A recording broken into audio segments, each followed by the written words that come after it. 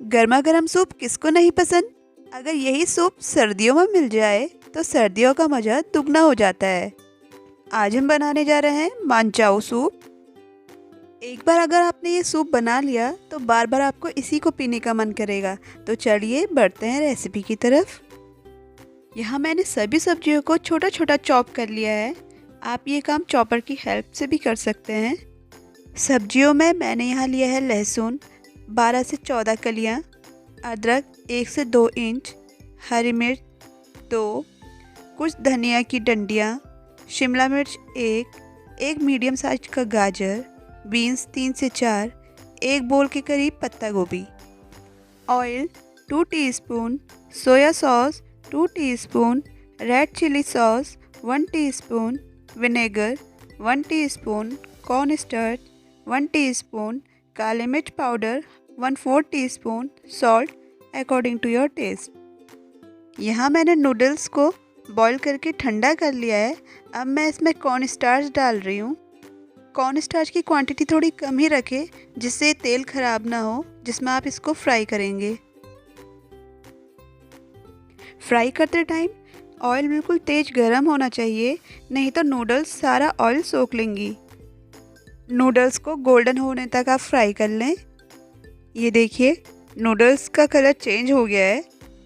अब हम इसे एक प्लेट में निकाल लेते हैं। अब एक पैन लें, उसमें डालें ऑयल और ऑयल को अच्छे से गर्म होने दें। यहाँ गैस की फ्लेम को आप मीडियम टू हाई ही रखें क्योंकि तभी सूप में स्मोकी फ्लेवर आएगा। अब आप यहाँ इसमें बारीक कटा हुआ लहसुन डाल दें और इसे अच्छे से पका लें। साथ ही आप इसमें अदरक और हरी मिर्च को भी डाल दें और इसे अच्छे से पका लें।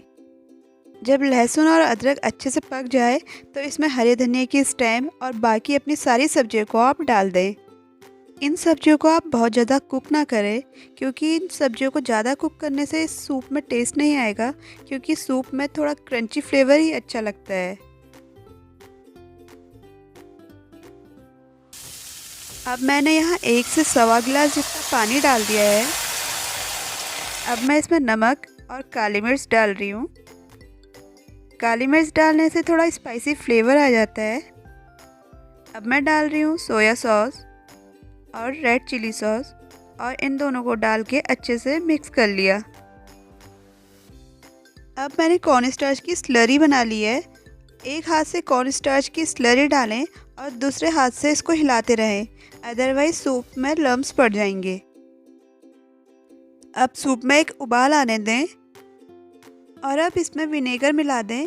एक चीज़ का ध्यान रखें, इस सूप में विनेगर को हमेशा लास्ट में ही डालना है। सूप के ऊपर ये आपको वाइट वाइट कुछ दिख रहा है ना, आप इसे हटा दीजिए, इससे सूप का लुक अच्छा नहीं आएगा। सूप को ज़्यादा बॉईल ना करें, एक बॉईल आने पर इसे बंद कर दें। सूप बन के रेडी है। चलिए सूप को फ्राइड नूडल्स के संग सर्व करते हैं।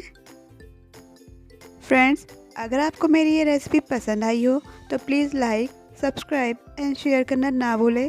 तो मिलते हैं आपसे नेक्स्ट वीडियो में कुछ और नया लेके। Till then bye bye.